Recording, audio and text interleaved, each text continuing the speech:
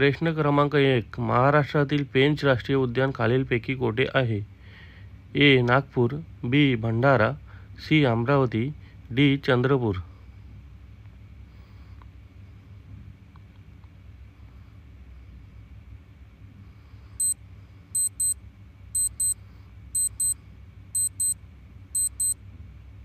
उत्तर आहे ए. नागपूर.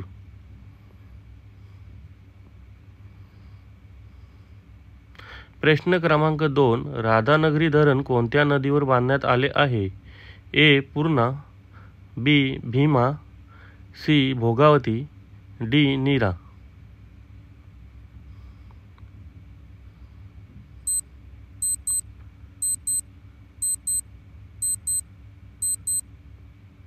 उत्तर आहे सी. भोगावती.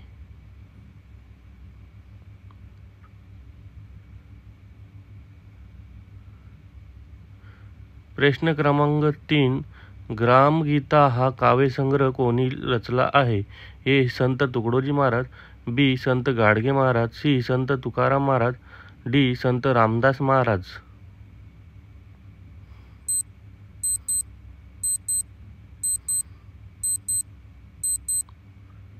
उत्तर आहे ए. संत तुकडोजी महाराज. प्रश्न क्रमांक 4. नगर परिषदेच्या अध्यक्षांना नगराध्यक्ष म्हणतात तर नगरपालिकेच्या अध्यक्षांना काय म्हणतात? ए. आयुक्त, बी. जिल्हाधिकारी, सी. महापौर, डी. यापैकी नाही.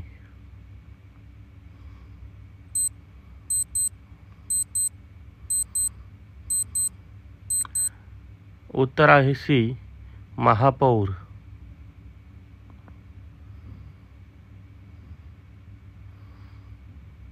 प्रश्न क्रमांक 5. भावार्थ दीपिका हा ग्रंथ कोणी लिहिला? ए. संत रामदास, बी. संत तुकाराम, सी. संत जनाबाई, डी. संत ज्ञानेश्वर.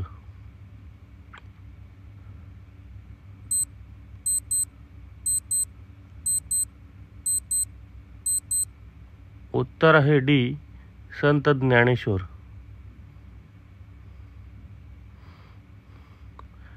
प्रश्न क्रमांक 6. मराठवाडा मुक्तीसंग्राम दिन कोणत्या दिवशी साजरा केला जातो? A. 17 September, B. 13 September, C. 15 September, D. 19 September.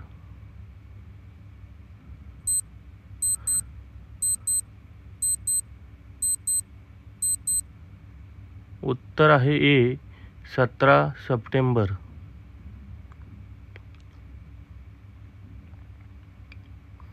प्रश्न क्रमांक 7. मराठी सत्तेचा उदय हे पुस्तक कोणी लिहिलं? ए. स्वातंत्र्यवीर सावरकर, बी. न्यायमूर्ती रानडे, सी. लोकमान्य टिळक, डी. महात्मा फुले.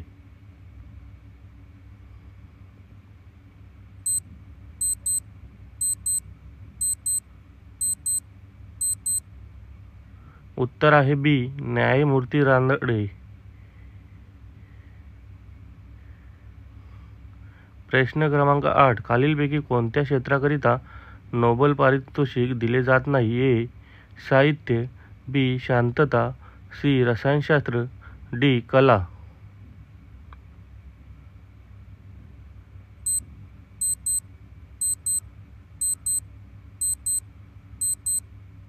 उत्तर आहे डी. कला.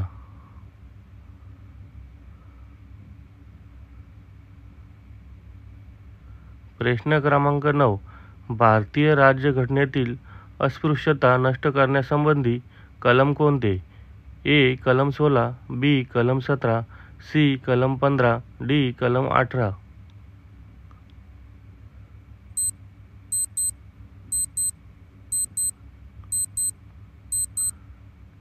उत्तर आहे बी. कलम 17.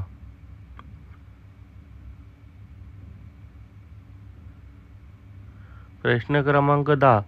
कलिंग युद्धाशी संबंधित नाव कोणते? ए. सम्राट हर्षवर्धन, बी. सम्राट पुलकेशी, सी. सम्राट अशोक, डी. यापैकी नाही.